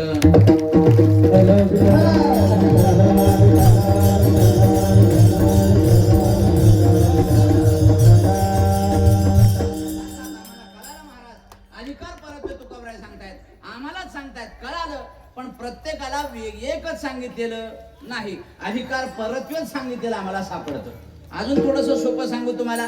अधिकार तैसा करू उपदेश साहे ओझे त्यास तैशिरी, किंवा अधिकार तैसा दावियेला मार्ग चालता हे मग कळू येते. योग्यता पात्रता थोडस सोपं सांगू तुम्हाला, सोपं सांगतो. तुमच्याकडे लग्न होतात ना, होतात का? कोण म्हणलं मारुतऱ्याला सोडतात? नाही, इकडं काय सोडासोडीची भानगड काय नाही. परवा कोणतर असं म्हणलं बहुतेक पुढच्या 10 वर्षात लेकरांची लग्न होणार नाहीत. का होणार नाहीत? आणि अशी सगळी माणसं एकत्रित करायची आणि एका गावात ठेवायची आणि त्या गावाचं नाव ठेवायचं वळू. अवघड झालंय गुरुजी, पुरीच नाही त्या. कठीण यक्ष प्रश्न आहे, यक्ष प्रश्न. जगातील सगळ्या प्रश्नांना उत्तरं मिळतील, पण मुलांचे लग्न होतील का नाही ही कठीण परिस्थिती झालेली आहे. कारण अपेक्षा वाढली, दर वाढलाय, कठीण परिस्थिती आहे. ऐका मायबाप, एवढ्या करता बोलत होतो. प्रत्येकाला एक सांगून जमत नाही. आपल्याला लग्नपत्रिका येते, बरोबर आहे. लग्नपत्रिकानंतर आपण वेळेत पोहोचतो. मग आपल्या हातात प्रत्येकाच्या तांदूळ टाकले जातात, तांदूळ ठेवले जातात. आता इथं स्टेज आहे, हा माझ्या पाठीमागचा, इथं नवरा नवरी उभे राहिले आहेत. आपल्याला थोडासा येण्याकरता उशीर लागला म्हणून आपण त्या मंडपापर्यंत उभा राहील, आपण त्या मंडपापर्यंत. आणि मग मंगलाष्टिका सुरू झाल्या. भाग्याची शिवलंगुनी पदगता तारुण्य ग्रामी शिरे झाले ही आजपासून तुम्ही तसे ग्रहस्थाश्रमी खरे नांदा सौख्य भरे परिणमी सरा धर्मा सवे आचरा शुभमंगल.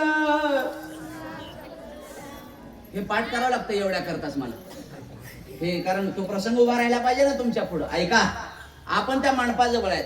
मला तुम्हाला विचारायचं आहे पाटील, तुमच्या हातात त्याच्या अक्षर आहे त्या स्टेज पर्यंत येतील का? त्या कुठं पडतील? नाही नाही, रस्त्यालाच पडतील, पण तुमच्या पुढच्या माणसाच्या डोक्यावर पडतील, बरोबर आहे का? तुमच्या अक्षरा कुठं पडतील? पुढच्याच्या. त्याच्या कुठं पडतील? त्याच्या पुढच्याच्या. त्याच्या कुठं पडतील? त्याच्या पुढच्याच्या. नवरा नवरीपर्यंत कुणाच्या पोहोचतील? जी जवळ माणसात अत्यंत जवळ, अत्यंत जवळ आहेत त्यांच्यात फक्त त्यांच्या डोक्यावर अक्षरा पडतात. मला तुम्हाला असं विचारायचं आहे, जर तांदूळ पडल्यानंतर लग्न लागतात तर मग सगळ्याची लागायला पाहिजे होती. काय मत आहे तुमचं? पण तुमचं झालंय ना, हा, नाहीतर मी न झालेल्यालाच विचारायचं, बरोबर आहे का नाही? खरं सांगा, तांदूळ जर पडल्यानंतर लग्न लागतं तर मंडपामध्ये जेवढे उपस्थित आहेत सगळ्यांची लग्न लागायला पाहिजे होती, पण तसं होत नाही. त्या लग्न मंडपात फक्त 2 जणांचंच लग्न लागतं. का? कारण ते 2 जण तिथं अधिकारी म्हणून गेलेले. आपल्या भारतीय परंपरेमध्ये हळदीच्या दिवशी मुलीच्या हातात वधूकंकण आणि मुलाच्या हातात वरकंकण जी हळकुंड बांधलेली असतात ती त्यांना अधिकार संपन्न करून तिथं आलेली असतात आणि म्हणून त्यांचंच लग्न लागतं.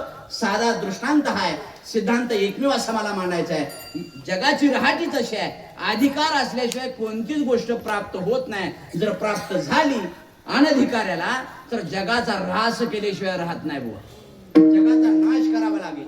अनधिकाऱ्याला काय कळते सांगा? अणुबॉम्ब सारखे एखादा जर बॉम्ब एखाद्या जर सामान्य माणसाच्या हातात पडला तर काय होणार आहे? अहो, जगाचा नाशच झाल्याशिवाय राहणार नाही. का? कुमारी हाती दिले शस्त्रे जैशी या न्यायानं अनधिकाऱ्याला न सांगता अधिकारवाणीनं आणि अधिकाऱ्यालाच सांगितलं तर त्या उपदेशाला फलद्रुपता होते. जगद्गुरु तुकाराम महाराजांना विचारतोय, महाराज, आमच्या जीवनामध्ये यथार्थ सुख प्राप्त होण्याकरता, शाश्वत सुख प्राप्त होण्याकरता आम्हाला मार्गदर्शन करा. अभंगाचं पहिलं चरण. ऐसे का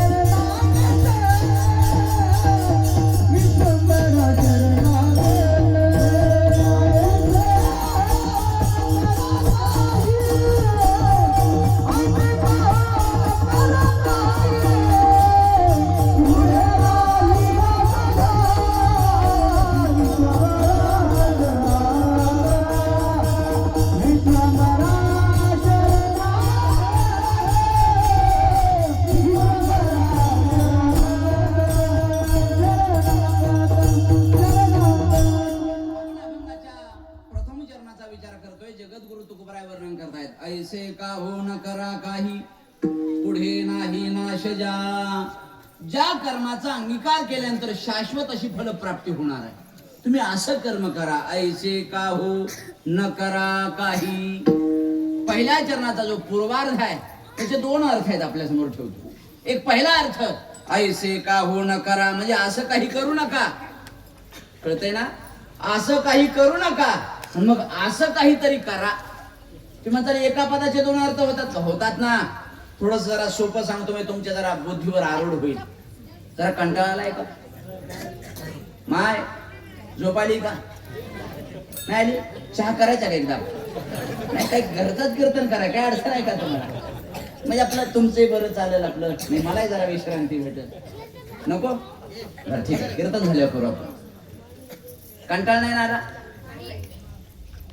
मग अशी सूर्यफुलं पडले आणि माना का पडले ते तुमचे? असं जरा मावळतीला लागले हो का नाही, कशी सूर्यफुलं खाली पडते असं ना करा. कीर्तन करायच्या मुखाकडे पाहिलं पाहिजे सतत, कारण नाचणाऱ्याच्या पायाकड आणि बोलणाऱ्याच्या तोंडाकडे बघा म्हणतात. नाचणाऱ्याच्या पायाकडे बघायचं असतं, तिथं माणसं उलट करते. नाचणाऱ्याच्या तोंडाकडे पायाकडे बघायचं, अहो बोलणाऱ्याच्या मुखाकडे बघायचं, तिथं माणसं आमच्या पायाकडे बघते. कठीण असते, समाजाला कळत नाही अजून कट्टी काय करावं ते. ऐका, सोपं सांगतो. एक आमदार आहे आणि आमदार साहेबांची पत्नी सारख्या आमदारांना म्हणायची, गुरुजी तुमची किंमत माझ्या हातात आहे, तुमची किंमत माझ्या हातात आहे. आमदार जरा स्वाभिमानी वृत्तीचे होते, लोहा तालुक्यातले होते. कारण तिकडे गेले विकायला सांगायचं असते ना. तुमचा तालुका कोणता आहे? अर्धापूर आहे, म्हणजे पूर्ण पुरं नाही, म्हणजे अर्धाच पूर आहे. ठीक आहे, म्हणजे तुम्ही कोणालाही पूर्ण पुरत नाही असा त्याचा अर्थ आहे. अर्धापूर तालुका, लोहा तालुक्यातलं मी सांगतो. चला आमच्याकडे पश्चिम महाराष्ट्रात सांगतो तुम्हाला. एक आमदार आहेत आणि आमदारांची पत्नी सारखी म्हणा, तुमची किंमत माझ्या हातात, तुमची किंमत माझ्या हातात. जरा स्वाभिमानी वृत्तीचा आमदार, पाटील घराणं. म्हणजे हे बघ, सारखं सारखं म्हणत जाऊ नको, माझी किंमत तुझ्या हातात आहे. तुझ्या एकटीच्या मतामुळे मी काही आमदार नाही झालो. 1.5 लाख लोकांनी मतं दिले तेव्हा मी आमदार झालो. पत्नी म्हणजे बरं ठीक आहे, माझ्या हातात किंमत नाही ना, वेळ आल्यावर कळलं तुम्हाला कोणाच्या हातात किंमत आहे. आला चैत्र पाडवा. चैत्र पाडव्या दिवशी 50,000 माणसं आमदार साहेबांच्या वाड्यावर 9 वर्षाच्या हार्दिक शुभेच्छा द्यायला. सुंदर मंडप, सुंदर स्टेज आणि भला भव्य दिव्य असा मंडप दिलेला. सगळी समोर अशी कार्यकर्ती मंडळी बसलेली आणि आमदार साहेबांनी असं हातात माईक घेतला आणि आमदार साहेब बोलायला लागले. अशा प्रकारे मायबाप, तुम्ही जो माझ्यावर विश्वास ठेवलेला आहे, या विश्वासाला मी तडा जाऊ देणार नाही. एकही वचन अपूर्ण ठेवणार नाही, जीव गहाण ठेवेन, असं आमदार म्हणतायत. तेवढ्यात एक 12 वर्षाचं आमदाराचंच पोरग स्टेजवर आलं आणि आमदारांनी म्हणलं, बाबा ओ बाबा, मला जरा माईक देता का बोलायचं. बापाला कौतुक वाटलं, 50,000 माणसात पोरग माईक घेतय म्हणजे नक्की कॅबिनेट मध्ये जाते, नक्की मंत्री होते पोरग. बापानं कौतुकानं हातात माईक दिला मुलाच्या, आणि बापानं कौतुकानं हातात माईक दिल्यानंतर पोरग म्हणलं, बाबा आई ना पुरण वाटाय बोलवले.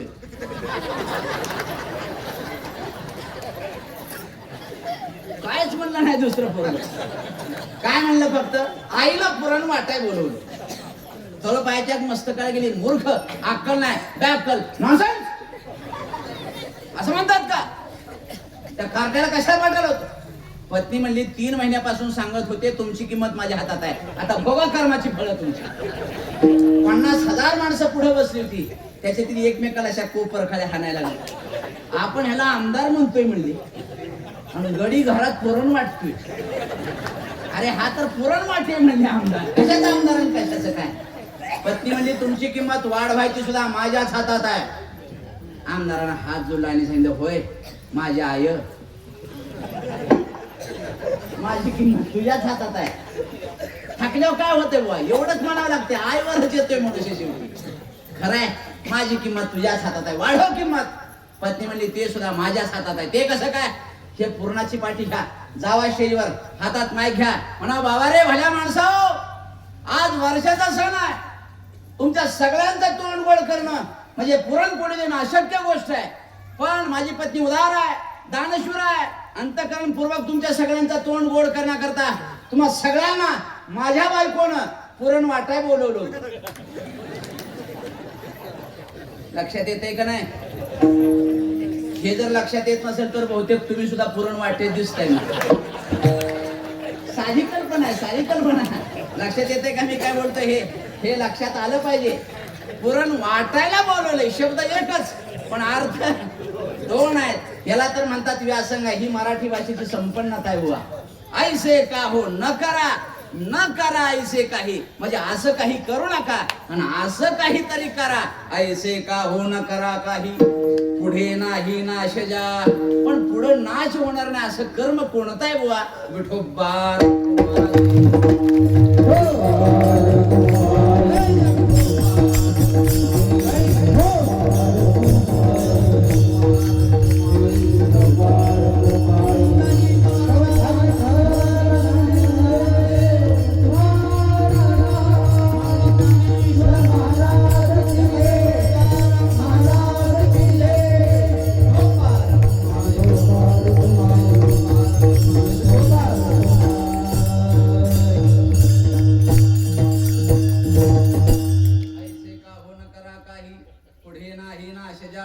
विश्वंभरा शरणागत भूत जात वंदुनी 9:30 मिनिटं.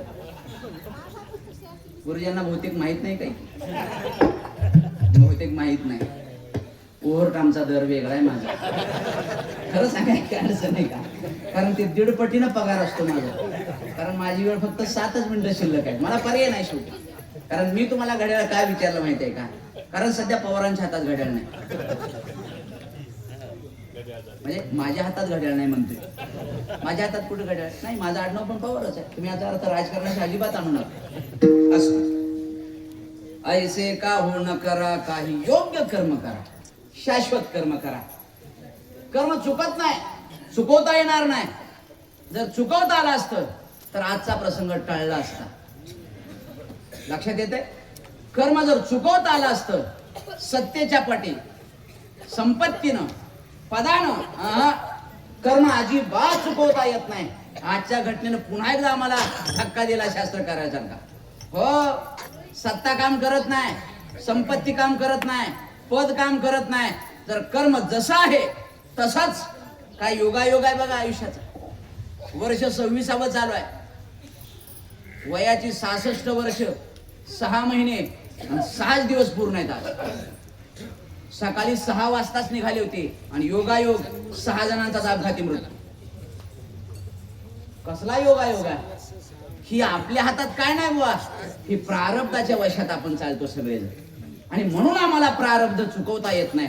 कर्म म्हणून योग्य करण्याचा सल्ला जगद्गुरु तुकोबाराय वर्णन करतायत. योग्य कर्म करा, चांगली कर्म करा. कर्माचा दर्जा थोडासा उंच असला पाहिजे. कर्म थोडस उच्च कोटीचं केलं पाहिजे. थोडस सोपं सांगू तुम्हाला. कर्म चुकवता येत नाही ना, पण कर्माची रीत मात्र बदलता येते. कर्म चुकवता येणार नाही, कर्माला पर्याय नाही, कर्माला पळवाट नाही. फक्त रीत आम्हाला बदलता येते. त्याला थोडस भावार्थ रामायणामध्ये लंकाधिपती रावणानं मारीच नावाच्या राक्षसाला आमंत्रित केलं. महाराज राक्षसाला नमस्कार केला आणि विचारलं, महाराज काय विशेष आज्ञा? इतकं तातडीनं का बोलवण्यात आलं? लंकाधिपती रावणानं सांगितलं, मामा मी तुम्हाला एक गोष्ट सांगणार आहे. आज मिथिला नावाचं नगर आहे, राजा जनक आहे, एकुलती एक मुलगी सीता आहे. त्या सीतेचं स्वयंवर होतं मामा. त्या लग्नपत्रिका मला पोहोचली नव्हती, तरी सुद्धा मी लग्नाला गेलो न बोलवता. आणि तिथं तो पण होता. तो महाकाय असणारं शिवधनुष्य उचलायचं होतं, प्रत्यंचे लावायचं होतं. मोठमोठ्या पराक्रमी राजांनी तिथं नामाभिधान साधलं होतं बुवा. सगळी यादी तयार झाली होती. पण बऱ्याचशा राजाने विचार केला आपली लायकी नाही उचलायचं, कारण डिपॉझिट जप्त होण्यापेक्षा अर्ज काढून घेतलेला कधीही बरा. हा नियम तिथं वापरला. बऱ्याचशा लोकांनी प्रयत्न केले पण यश आलं नाही मामा. मला अज्ञान असताना, आमंत्रण नसताना मामा त्या लग्नात गेलो. महाकाय शिवधनुष्य ताकद लावून पणाला लावून उचललं, पण अक्षरशः धनुष्य इतकं अवजड होतं, इतकं महाकाय होतं मामा. ते धनुष्य छातीवरती पडलं, डोळे चांदीचे झाले.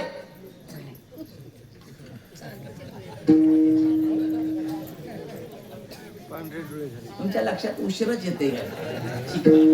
डोळे चांदीचे झाले मामा, पांढरे शुभ्र झाले.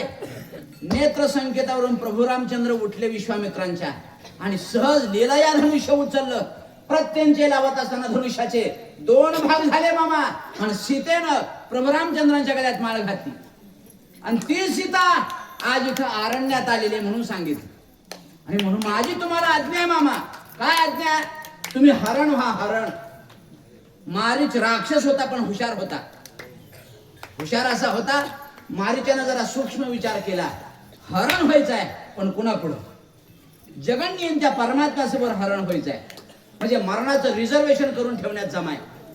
आज्ञा असे हात जोडले मारीच्यानं सांगितलं, महाराज मला बाकीचं काही पण काम सांगा पण मी हरण होणार नाही. दम भरला पुन्हा रावणानं. कोणाला? मारीच्याला. मामा लक्षात ठेवा, जर नाही झालं हरण तर माझ्या हातून मारावं लागेल तुम्हाला. मारीच्याने पुन्हा सूक्ष्म विचार केला. जरी झालो हरण तरी मरण आणि नाही झालो हरण तरी मरण. मरण दोन्हीकडे पण ठरलेलंच आहे. झालो तरी मरणारच आणि नाही झालो तरी मरणारच. पण त्याच्यातील मधला जो राजमार्ग आहे, मधली जी वाट आहे ती अत्यंत सूक्ष्म आहे. हरण नाही झालो तर या पाप्याच्या हातून मारावं लागेल आणि जर हरण झालो तर जगन्यंत्या परमात्म्याच्या हातून मारून जीवनाचं सार्थकीकरण लागणार आहे जीवन. आणि म्हणून याच्या हातून मारण्यापेक्षा प्रभूंच्या हातून का मरू नये हा सिद्धांत मला एवढा सांगायचा आहे. आम्हाला जर दुष्कर्म पण करावीच लागत असेल, सत्कर्म जर आम्हाला करावीच लागत असेल, कर्माशिवाय पर्यायच नसेल तर दुष्कर्म टाकावं आणि सत्कर्माचा स्वीकार का करू नये. तुकोबराय तेच वर्णन करतायत. ऐसे का हो न करा काही पुढे नाही नाश जा. अभंगाच्या पहिल्या चरणाचा फक्त भावार्थ ठेवलाय. पुढच्या वर्षी बचेंगे तो और भी लढेंगे. म्हणजे पहिल्याच एका वर्षातच सगळं सांगा असा काही नियम आहे का गुरुजी? बरं तसा मी काय करार लिहून दिलाय का तुम्हाला सगळा अभंग सोडवणार? अजिबात काय तसं आपलं ठरलेलं नाही. गुरुजी तसं आपलं काय ठरलंय का सांगा? काहीच ठरलं नाही आमचं. हे आपलं ही अंदर की बात म्हणजे काही ठरलं नाही आणि अभंग ठरवा असं काय सांगितलेलं नाही. म्हणून अभंगाचा पहिल्या चरणाचा भावार्थ ठेवलाय. जे योग्य आहे ते गुरुवर यांचं आहे, जे अयोग्य आहे ते मात्र माझ्या बुद्धीचा दोष आहे. अभंगाचा पुढचे जे 3 चरण आहेत धावता भावार्थ ठेवतो. विश्वंभरा शरणागत तुम्ही देवाची शरणागती पत्करा. भूत जात वंदुनी चराचरामध्ये देवाचं व्यापकत्व ही भावना ठेवा आणि तदनंतर परमार्थ करा. श्रुतीचे का निघा फल. श्रुती माता सुद्धा हेच वर्णन करते. सार मूळ जाणून म्हणून दुसरा पर्याय अन्य उपाय नाही. तुका म्हणे पुढे काही वाट नाही यावरी ज्ञानेश्वर.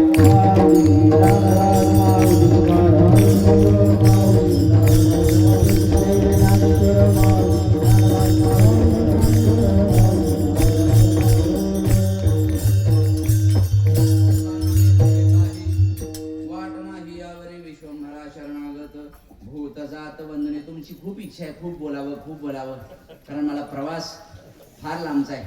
पंढरपूरला जायचं आहे. जवळजवळ 350 किलोमीटरच्या पुढचं अंतर असं. किती लांब आहे पंढरपूर? 350 किलोमीटर तुमच्या गावापासून. ठीक. कारण उद्या सकाळी ही सेवा आहे, कार्यक्रमाचा कालावधी आहे, प्रवास आहे, जागरण आहे आणि परतंत्र आतापर्यंत होता प्रवास. पण यावर्षी सगळ्याच्या समाजाच्या आशीर्वादाने यावर्षी पण नवीन लक्ष्मी आमच्या घरात घेतलेली आहे. म्हणजे प्रत्येक वर्षी लक्ष्मी म्हणजे मला परवा एक जणांना विचारलं, आमची मुलगी पाया पडली म्हणजे महाराज ही कितवीला आहे? मी म्हणलं दुसरीला आहे पण पहिलीचीच आहे. हे करणारा करताय का? हे करणारा करता सांगितलं मी. ज्यांना अजिबात काही शाळेत गेलं त्यांच्या अजिबात लक्षात येणार नाही. म्हणलं ही दुसरीतच आहे पण तशी पहिलीची आहे. म्हणजे हे करणारा करता. थोडं विनोदाचा माझा स्वभावच आहे तर त्याला माझा पर्याय नाही शेवटी असतो. संपूर्ण अभंग खूप सुंदर आहे. तुमची खूप इच्छा आहे मी अजून थोडंसं 10 मिनिटं बोलायला पाहिजे. ठीक आहे. या सर्व अभंगाचं फक्त मी 10 मिनिटं काय बोलणार नाही. कारण आमचे गुरुजी म्हणायचे जो जास्त वेळ बोलतो त्याला वक्ता म्हणत नाही, त्याला वक्ता म्हणते. ज्याला वेळेचं भान असावं लागतं, ज्याला कुठं थांबावं हे कळतं त्याला वक्ता असं म्हटलं जातं. कीर्तनकारानं कीर्तन असं करावं तव्यातलं पिठलं अजून खावंसं वाटावून संपलेलं असावं. म्हणजे अद्वितीय गोडी त्याच्यामध्ये राहते. पण मग त्या कीर्तनाचा खऱ्या अर्थानं आस्वाद ते स्मरणामध्ये कीर्तन राहतं. हे सर्व अभंगाचं काय सार आहे? किंबहुना या नाम सप्ताहाचा आपल्या मानवी जीवनात जर काय सार असेल तर अभंग आपल्या समोर ठेवा आणि जीवनाची वाटचाल करा. कसं करा? ऐका. देवानं आम्हाला 3 यश प्रदान केलेले आहेत. पहिला यश एच हेड, दुसरा यश HRT हर्ट आणि तिसरा यश HND हँड. हेड, हर्ट आणि हँड हे देवानं आम्हाला 3 यश प्रदान केलेले आहेत. या 3 यशच्या माध्यमातून आम्हाला 3 D ची सेवा करायची आहे. पहिला D DEV देव, दुसरा D DHARM धर्म आणि तिसरा D DESH देश. देव, धर्म आणि देश या 3ही तत्वाकरता कायिक, वाचिक आणि मानसिक प्रकारची श्रद्धा ठेवा. नितांत प्रेम करा देवावर, नितांत प्रेम करा धर्मावर आणि नितांत प्रेम करा आपल्या देशावर. ये मत सोचो हमारे लिए देश ने क्या किया, लेकिन ये सोचो हमने देश के लिए क्या किया. प्रत्येकानं हा विचार करा. नक्की काहीतरी आपलं कर्तव्य आहे. या गावाकरता काहीतरी करू आपण, या तालुक्याकरता आपण काहीतरी करू. कारण लक्षात ठेवा मायबाप, काही जरी झालं सगळं जिथल्या तिथं सोडावं लागणार आहे. जिथल्या तिथं. आज अंगावर कापड गुरुजी कमीत कमी 10,000 रुपये मीटरच असेल. जे जॅकेट होतं ते सुद्धा 10-5 रुपये मीटर मधलं कापडाचं असेल. पण ज्या सीटवर बसलो होतो ते सीट सुद्धा आज राख झाली. काय नाही राहत आपल्या बरोबर आणि काही नेताही येत नाही. आजच्या प्रसंगानं आम्हाला शिकवण दिली आयुष्याची. आम्ही आतापर्यंत फक्त ऐकत होतो पुराणात वगैरे, पण प्रत्यक्षात पाहिलं आपण. प्रत्यक्षात ऐका मायबाप, ज्याचं अंतकरण सात्विक आहे त्याच्या डोळ्यात पाणीच येणार ते बघून. कठीण प्रसंग आहे मायबाप. ऐका. देवावर, देशावर आणि धर्मावर नितांत प्रेम करा. बाकीचं काय येत नाही आपल्या बरोबर मायबाप. संपत्ती येत नाही, सत्ता येत नाही, पद येत नाही, पाहुणे रावळे येत नाहीत, काहीच येत नाही. फक्त आपण देशाबद्दल, देवाबद्दल आणि धर्माबद्दल अतीव श्रद्धा आपल्या मनात असावी. किती श्रद्धा असावी? ऐका. सुंदर असं जंगल आहे. जंगलाला आग लागली, सगळे पशु पक्षी सैरा वैरा पळू लागले. पळता पळता त्याच्यामध्ये एक साधू महात्मा पळू लागले. कारण जीव कोणाला नको आहे? प्रत्येकाला जीव पाहिजे. साधू पळत असताना साधूने एक विचित्र दृश्य पाहिलं. ते दृश्य असं होतं, एक पेरूचं झाड आहे, जाम त्याला आपल्या भाषेमध्ये म्हणतात.